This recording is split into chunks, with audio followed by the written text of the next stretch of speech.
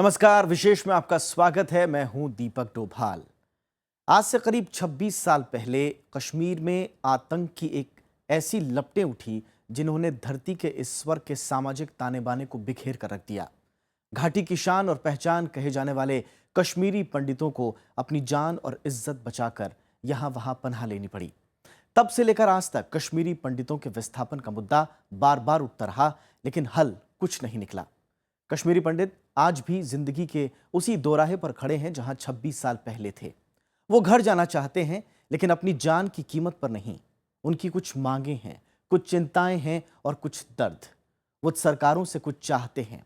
उनका एक सवाल है कि कब तक वो अपने ही देश में शरणार्थी बनकर जीते रहेंगे। आज विशेष में कश्मीरी पंडितों के मुद्दे और उनके सवाल। तो चलिए शुरू करते हैं आज की यह खास पेशकश।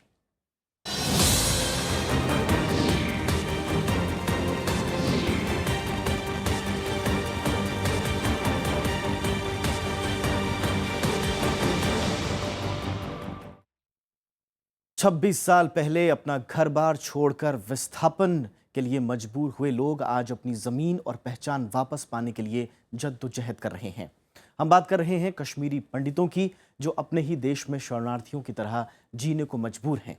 आइए देखते हैं कि इस वक्त वो किस हाल में हैं। इधर उधर भटकते हुए श्रीनिवासपुरी के एक फुटपाथ पे मेरी और मेरी वाइफ ने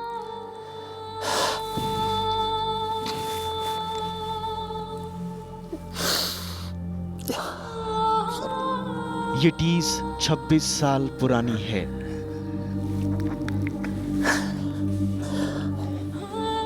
कश्मीरी विस्थापितों की जिंदगी में बीते 26 सालों में बड़े बदलाव आ चुके हैं, लेकिन अपने घरों से बेघर होकर जान बचाकर दिल्ली आने तक का वो सफर आज भी दर्द को जिंदा कर देता है। तो 3 रातें हमने वहाँ पे गुजारी। फिर उसके बाद में एक लंबा स्ट्रगल, एक लंबा एक कश्मकश की जिंदगी तो थी। कमल हाक श्रीनगर में डल झील के पास रहते थे। आतंकी साए के बीच वो अपनी बसी बसाई जिंदगी, व्यापार और अपना बड़ा घर छोड़कर 1990 में दिल्ली आ गए। कमल अपने परिवार के साथ दिल्ली से सटे नोएडा में एक छोटे से घर में जिंदगी गुजार रहे हैं। कमल कहते हैं कि वो मरते दम तक कश्मीर नहीं छोड़ना चाहते थे, लेकिन चारों ओर फैले खून खराबे और परिवार की हिफाजत की चिंता ने इन्हें कश्मीर छोड़ने पर मजबूर कर दिया। बात मरने मारने की नहीं थी, बात थी हमारी इज्जत आबरू की। बात हमारी माताओं, बहनों, बच्चों की इज्जत की थी, जो कि कोई भी गैरतमंद कौम, कोई भी गैरतमंद कम्युनिटी तो शायद कुछ भी त्याग करे, कोई भी चीज़ सेक्रीफाइस करे, लेकिन अपनी माता, अपनी बहन, अपनी बेटी की आंच की इज्जत पे आंच नहीं आने देगा। आतंकवाद ने कश्मीरी पंडितों की कई पीढ़ियों पर एक साथ चोट की। ऐसी ही एक पीढ़ी की नुमाइंदगी करते हैं जिंदगी के 75 बसंत पार कर चुके जगदीश कुमार। उम्र के इस आखिरी पड़ाव पर जगदीश की तमन्ना एक बार फिर वहां जिंदगी जीने की है, जहां से इनकी बचपन से लेकर जवानी की यादें जुड़ी हुई हैं। जगदीश रोज अखबारों में घर वापसी की आस तलाशते हैं। अपना हिस्सा दे दो, जैसे आपने चंडीगढ़ को बनाया उसी तरह हमें भी दे दो। हम बनाएंगे, हम खुद मेहनत करेंगे, हम गवर्नमेंट से नहीं मांगेंगे, हम लेबर करेंगे। हम पढ़े लिखे आदमी अंधे नहीं है, मेहनत कश है। हमने बर्दाश्त किया है सारा। जो आज जो इंटॉलरेंस है, वो इंटॉलरेंस हमने बर्दाश्त किया। जगदीश की बेटी रोहिणी उस वक्त सिर्फ 14 साल की थी। आज रोहिणी एक शादीशुदा कामगार महिला हैं और लाखों विस्थापितों की तरह उन्होंने भी जिंदगी में नए बदलाव को अपना लिया है, लेकिन अपने घर, अपनी मिट्टी और अपने खोए हुए बचपन के लिए उनके मन में आज भी कसक है। अपना घर था, अपने सब थे वहाँ पर, अपना माहौल था, अपना कल्चर था, सब कुछ अपने हिसाब से था। तो अब तो सब कुछ एक्सट्रीम्स पे चला गया, सब कुछ चेंज हो गया। तो फिर वो जो बुरा वक्त देखा उसको याद करते तो उसे बहुत तकलीफ़ होती है। भूला तो कुछ नहीं है, सिर्फ ये है कि समय आगे चला गया है, बहुत आगे हम निकल आए हैं, वो बहुत पीछे छोड़ दिया है, लेकिन यादें तो अभी भी है, वो निकल तो नहीं सकती है। कश्मीरी विस्थापित बुजुर्ग जहां एक ओर पलायन की त्रासदी से नहीं उबर पाए हैं, वहीं युवा पीढ़ी को पुनर्वास की सारी बातें बेमानी लगती हैं। नेताओं को जरूरत है दिखावटी हमदर्दी से ज्यादा एक ठोस पहल करने की। ये कश्मीरी पंडित कभी घाटी की पहचान हुआ करते थे, लेकिन विस्थापन के बाद अपनी संस्कृति और विरासत को आने वाली पीढ़ियों तक पहुंचाना आज इनके सामने बड़ी चुनौती है। दिल्ली और दूसरे शहरों में आज शरणार्थियों का जीवन जीने को मजबूर ये लोग अपनी जड़ें तलाशने के लिए वापस जाना चाहते हैं, लेकिन वापसी का रास्ता कई सवालों से घिरा हुआ है। नवविक्रम सिंह, राज्यसभा टीवी। जी हाँ, वापसी का रास्ता, लेकिन कश्मीर घाटी में कश्मीरी हिंदुओं की वापसी की राह आसान नहीं है। पूरे मामले पर राजनीतिक सहमति तो बन रही है, लेकिन वापसी के रास्तों को लेकर तकरार अब भी नहीं थमी है। वहीं कश्मीर में स्थानीय लोगों और विस्थापित कश्मीरी पंडितों के बीच जो सामंजस्य होना चाहिए, जो ताना बाना होना चाहिए, उसका मसला अब भी बरकरार है।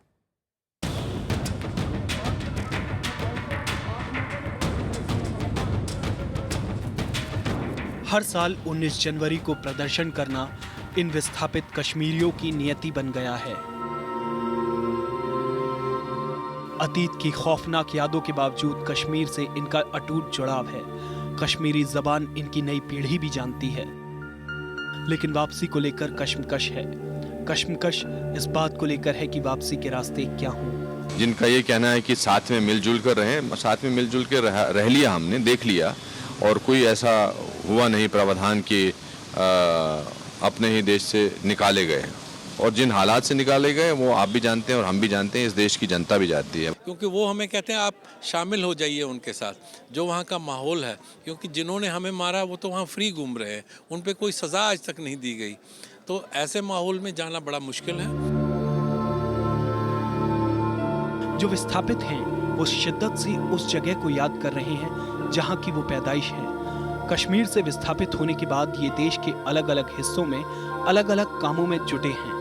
कोई स्टूडेंट है, कोई फिल्म स्टार, तो कोई डॉक्टर, लेकिन वापसी को लेकर सबके मन में कुछ सवाल हैं।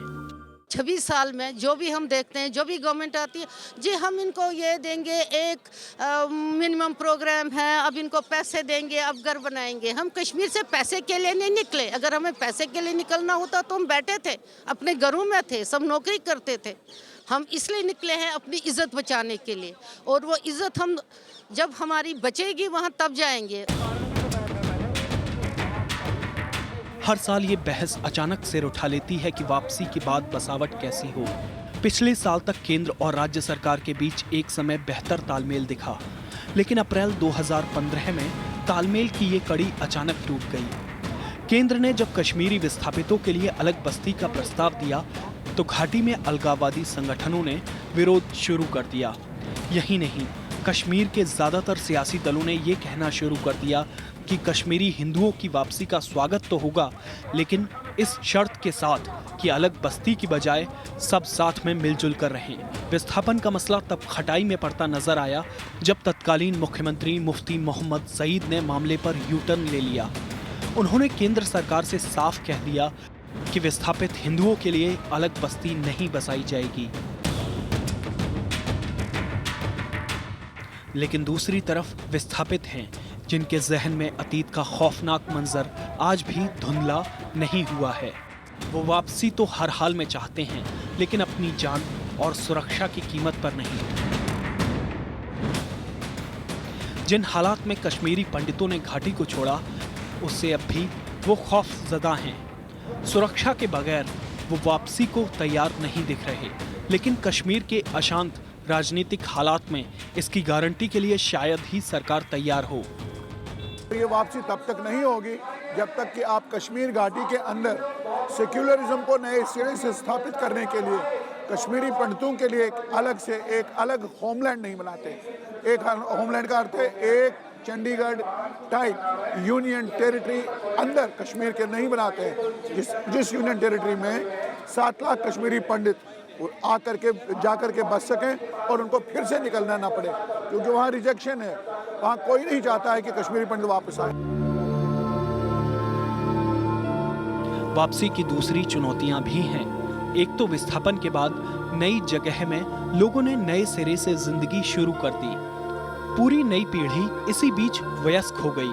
शिक्षा, कारोबार से लेकर देश के अलग अलग हिस्सों के साथ उनकी जिंदगी के कई हिस्से जुड़ गए हैं। अगर घाटी में कश्मीरी पंडित वापस जाते हैं तो इन सारी चीजों को समेटना और नए सिरे से जिंदगी शुरू करना आसान नहीं होगा।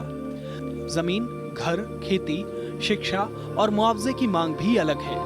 कुल मिलाकर घाटी में विस्थापित कश्मीरियों की वापसी की राह कांटों भरी है और तब तक आसान नहीं हो पाएगी जब तक विस्थापित और स्थानीय कश्मीरियों के बीच आपसी तालमेल पटरी पर न लौटे।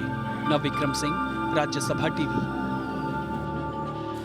कश्मीरी पंडितों के पुनर्वास का मसला बीते 26 सालों से सियासी हलकों में गूंज रहा है। 1990 के आसपास आतंकवाद की जद में आकर कश्मीरी पंडितों को अपना घर-बार छोड़कर सरकारी कैंपों की शरण लेनी पड़ी।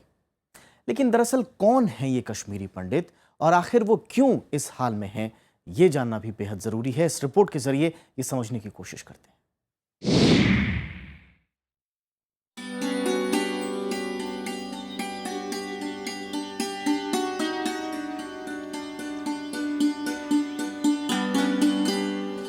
1990 की जनवरी, पूरी दुनिया नए साल के जश्न में डूबी हुई थी। जन्नत कही जाने वाली कश्मीर घाटी में कश्मीरी पंडित खौफ के साए में जी रहे थे। चारों तरफ हिंसा और अफवाहों का माहौल था। पाकिस्तान में बेनजीर भुट्टो सरकार ने कश्मीर में अलगाववाद की चिंगारी को भड़का दिया था। पूरे कश्मीर में भारत के खिलाफ छद्म युद्ध की शुरुआत हो चुकी थी। कश्मीर की शांत वादियां आतंकवाद की जद में आए लोगों की चीखों से गूंज रही थी।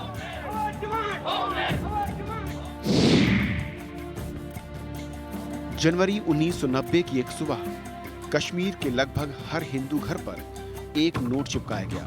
इस पर लिखा था, कश्मीर छोड़ दो वरना मारे जाओगे।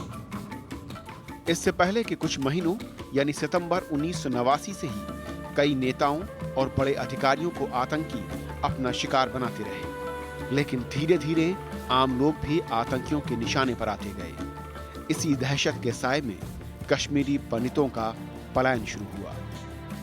पहले तो तिब्बत के लोगों ने इनको कहा कि आप पंडित हो और बाद में मुगलों ने इनके लिए पंडित इस्तेमाल किया। तो पंडित की जो ये बात कही जाती है, ये भारत ने कश्मीरी हिंदू के लिए आई, क्योंकि ये एक रिकॉग्निशन था कि वहाँ पे इंटेलेक्चुअल परस्यूट, बौद्धिक स्तर पे एक ऐसा विकास हुआ था और एक किस्म की मान्यता थी। लेकिन बेसिकली कश्मीरी पंडित कश्मीर का हिंदू है। मीडिया रिपोर्ट्स और कई संगठनों का दावा है कि 1989 से 1990 में लगभग 5 लाख कश्मीरी पंडितों का विस्थापन हुआ, लेकिन सरकार के मुताबिक ये संख्या 1 लाख से कम थी। 2012 में राज्यसभा में एक सवाल के जवाब में गृह मंत्रालय ने बताया कि घाटी में कश्मीरी पंडितों के 808 परिवार रह रहे हैं, जबकि 59,442 पंजीकृत प्रवासी परिवार कश्मीर घाटी से बाहर हैं। सरकार के मुताबिक कश्मीरी पंडितों के घाटी से पलायन से पहले वहां उनके 430 मंदिर थे और अब इनमें से मात्र 260 ही सुरक्षित बचे हैं, जिनमें से 170 मंदिर क्षतिग्रस्त हैं। हमारा करीब करीब 5100 साल की लिखित इतिहास है कश्मीर में। हमारे पूर्वजों की ज़मीन है, हमारे पूर्वजों की जन्मभूमि है, हमारी जन्मभूमि है। आसानी से ये भूल नहीं सकते हैं, आसानी से आप एकदम से अपनी जड़ों को काट नहीं सकते हैं। ये सच है कि शायद आज नहीं जा पाएंगे, लेकिन हमें आशा है कि ऐसा भी दौर आएगा जब कि हम वापस जा सकते हैं। आज भी ये विस्थापित जम्मू और उधमपुर के विस्थापित शिविरों में रह रहे हैं। कई विस्थापित दिल्ली और देश के दूसरे शहरों में शरण लिए हुए हैं। जानकार मानते हैं कि गांदरबल से भी कश्मीरी पंडितों का पलायन हुआ, लेकिन सरकार का दावा है कि पूरे गांदरबल जिले में कोई भी विस्थापित मतदाता नहीं है।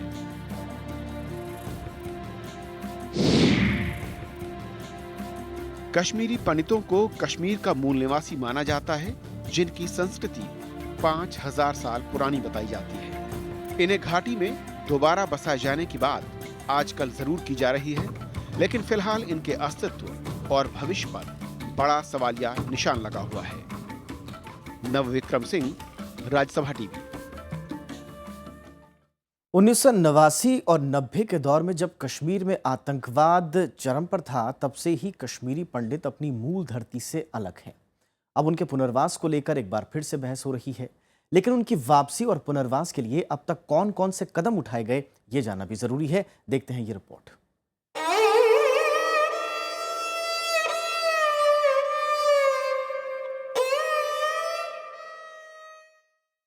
अपना घर बार छोड़कर दूसरे शहरों और कैंपों में जिंदगी गुजार रहे कश्मीरी पंडितों के जख्म आज भी ताजा हैं।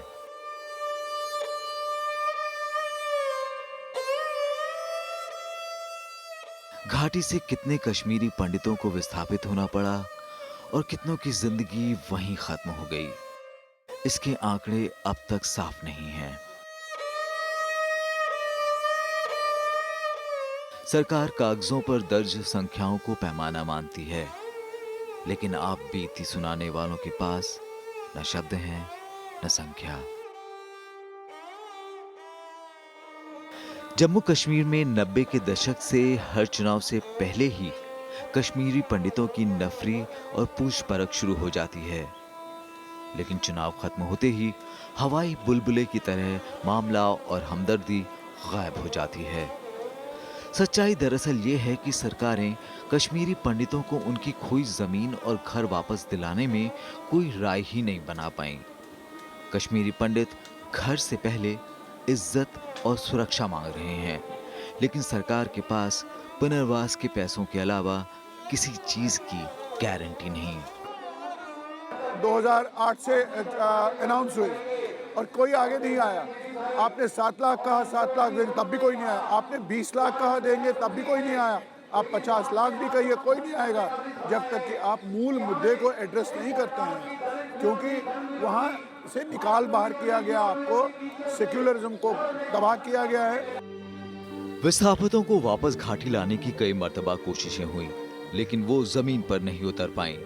बहरहाल सरकारी आंकड़ों के मुताबिक 2004 से ही विस्थापितों की वापसी और पुनर्वास के लिए कई पैकेजेस जारी हो चुके हैं। प्रधानमंत्री पैकेज 2004 के तहत जम्मू में 4 जगहों यानी पुखरू, मुथी, नगरोटा और जगती में 2 कमरों वाले 5242 मकानों का निर्माण कराकर प्रवासियों को आवंटित किया गया।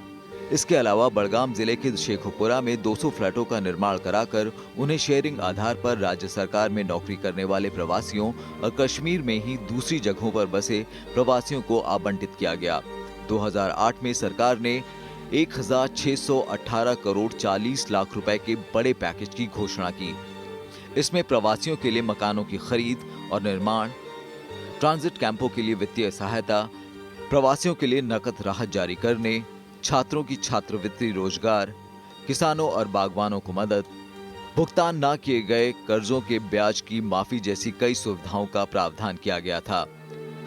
राज्यसभा में सरकार के एक जवाब के मुताबिक अभी तक 1963 प्रवासी युवकों को राज्य सरकार की नौकरियां ऑफर की गई हैं, जिसमें 1597 युवाओं ने सेवा ज्वाइन कर ली है। जम्मू और दिल्ली में हर विस्थापित व्यक्ति को 1250 रुपए की दर से नकद राहत भी दी जा रही है। यही नहीं, मौजूदा बजट में विस्थापितों के पुनर्वास के लिए 500 करोड़ रुपए का प्रावधान किया गया है। इसके अलावा भारत सरकार ने हाल ही में दूसरे पैकेज की भी मंजूरी दी है, जिसमें कश्मीरी प्रवासियों को राज्य सरकार की अतिरिक्त 3000 नौकरियां देने और राज्य सरकार की नौकरी करने वाले कश्मीरी प्रवासियों के लिए कश्मीर घाटी में ट्रांजिट आवासों के निर्माण के लिए 2000 करोड़ रुपए का अनुमानित खर्च शामिल है। लेकिन इन तमाम कोशिशों के बावजूद घाटी में प्रवासियों की वापसी असफल रही है। इसका सबसे बड़ा प्रमाण है राज्यसभा में 2015 में दिया गया सरकार का वो लिखित जवाब, जिसमें माना गया है कि बीते 7 सालों में अब तक केवल एक परिवार घाटी वापस लौटा है।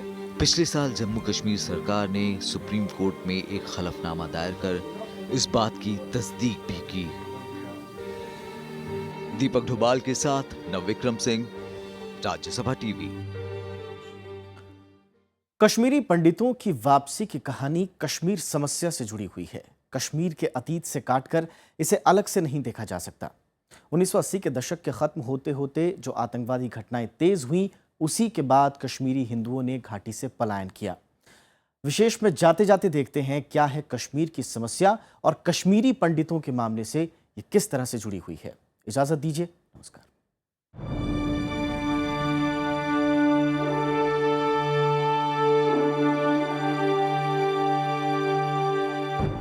कश्मीर का पहला औपचारिक दस्तावेज कल्हड़ की राज तरंगिणी के जरिए सामने आया। ईसा पूर्व से लेकर जैनुल आबदीन के सत्ता में पहुंचने तक वहां हिंदुओं का शासन था। उसके बाद अलग अलग समय में हिंदू और मुसलमान दोनों ने कश्मीर पर राज किए। बाद में भी ये सिलसिला जारी रहा। महाराजा रणजीत सिंह के समय सिखों ने भी इस इलाके पर शासन किया। जम्मू और कश्मीर घाटी दोनों में हर तबकों के लोग शुरू से ही साथ साथ रहे हैं। सन 1822 में गुलाब सिंह यहाँ के राजा बने।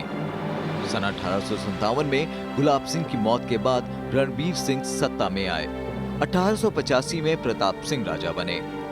1925 में हरि सिंह ने राज्य की कमान संभाली। आजादी के वक्त वही कश्मीर के राजा थे जब भारत के साथ संधि पर हस्ताक्षर हुए। उसके बाद से कश्मीर एक पहेली बना रहा। कश्मीर के दो हिस्से हो गए, आधा भारत के हिस्से में रहा, आधे पर पाकिस्तान ने कब्जा कर लिया। संयुक्त राष्ट्र के हस्तक्षेप के बावजूद कश्मीर को लेकर भारत और पाकिस्तान के बीच सुलह कभी नहीं हो पाई। जम्मू कश्मीर में धारा 370 के तहत कई नियम कायदे अलग हैं। पाकिस्तान की तरफ से कश्मीर में दखलंदाजी 1947 से ही लगातार जारी है। कश्मीर घाटी को लेकर दोनों ही मुल्कों के बीच तनातनी का रिश्ता बरकरार है। दोनों देशों के बीच अब तक 3 युद्ध हो चुके हैं और कई समझौते भी। बातचीत की कोशिशें अतीत में भी हुई हैं और अब भी जारी हैं। लेकिन कश्मीर में भारत के खिलाफ माहौल बनाने में पाकिस्तान ने कभी हाथ पीछे नहीं किए। कश्मीरी पंडितों के विस्थापन के तार वहीं से जुड़ते हैं।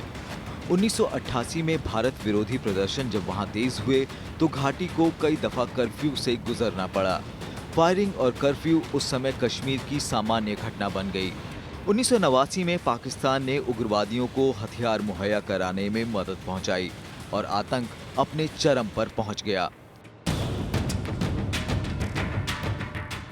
राजनीतिक अस्थिरता इतनी बढ़ गई कि मुख्यमंत्री फारूक अब्दुल्ला को इस्तीफा देना पड़ा। जगमोहन वहां के राज्यपाल बने। जनवरी 1990 में सैन्य कार्रवाई में करीब 200 लोगों के मारे जाने के बाद उग्रवादी घटनाओं में तेजी से इजाफा हुआ। समूची घाटी में हिंसा फैल गई। लाखों लोग सड़क पर उतर आए और भारत विरोधी प्रदर्शन तेज हो गए। श्रीनगर के दूरदर्शन पर हमला हुआ और उसके निदेशक की हत्या कर दी गई और इसके बाद कश्मीरी हिंदू समुदाय के खिलाफ भी हमले होने शुरू हो गए। मार्च आते आते कश्मीरी हिंदुओं ने घाटी छोड़नी शुरू कर दी। धीरे धीरे कश्मीर घाटी में मुट्ठी भर हिंदू बच गए। समूची घाटी खाली हो गई और लोग विस्थापित होकर राहत शिविरों में आ गए और फिर दिल्ली या जहां भी जगह मिली जाकर बस गए। आरोप ये भी है कि प्रशासन ने उस वक्त मुस्तैदी नहीं दिखाई। जानकार मानते हैं कि प्रशासन अगर चुस्त होता तो ये नौबत नहीं आती। कश्मीर के अलगाववादी धड़ों की दलील है कि कश्मीरी पंडितों के पलायन की वजह सांप्रदायिक हिंसा नहीं थी। जम्मू कश्मीर लिबरेशन फ्रंट का कहना है कि चरमपंथ के दौर में हिंसा की चपेट में घिरी कश्मीर में असुरक्षा के चलते इन लोगों ने घाटी छोड़ी। लेकिन जो पीड़ित हैं उनका मानना है कि टारगेट करके किए गए हमले और जान बचाने के लिए उन्हें घर बार सब छोड़कर भागना पड़ा। मोहम्मद फातेह टीपू के साथ ब्यूरो रिपोर्ट, राज्यसभा टीवी।